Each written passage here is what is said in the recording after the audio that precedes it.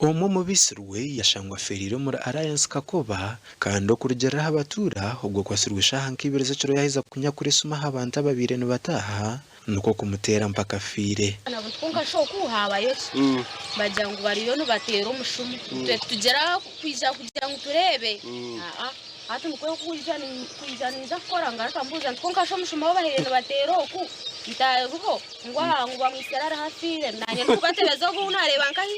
kuri ya WhatsApp atkabira ariho mutugaza bere nashu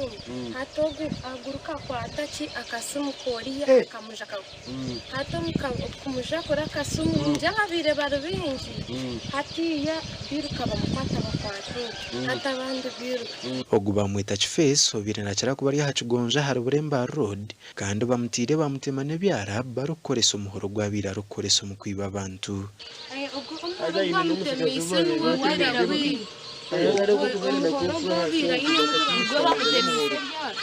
Ondijo na utakamanyirwa mazina yashangwa ferira harubajwe ruguto rukuza Kakoba hari stamp kandi ogu yakwatwa rukwiba picha hari shayi 11 zakasheshe wajinarepsi yajitoza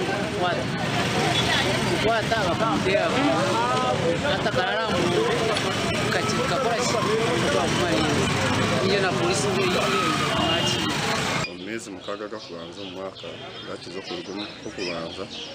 mpaka kwa mukaga twaregistaringa kesi 18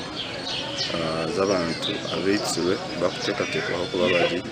abakozi b'ihagara okurugera hari polisi cyanga cya Rwizi omezi mukaga ko kubanza umwaka ogu abantu barukwinga nigana 32 nibo bisirwe kandi 18 hari yabo bisirwa abantu bari kubatekateka aho kuba bari abakozi b'ihagaro omugandi abashuma babiri bakwaturu mu katare ka Central Market Mbarara bwa nyuma yo kwiba miliyoni 1.7 nshanju okuruga hamshubuzo babirayizire kushubure bintu kurugo mu kataraka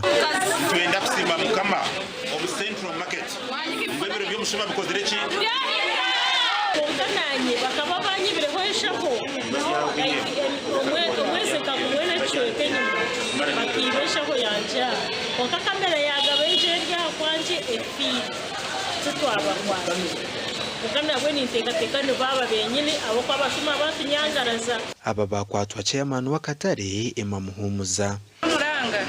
mazima no kweshenjereza kwa mani akasente k'abakazi nitukihare umukozi nkito mutambuze nkito nitubonabona utireba umushuma yija akwibaho baga yawe akutwara akasente kawe mazima tusigara tutari hape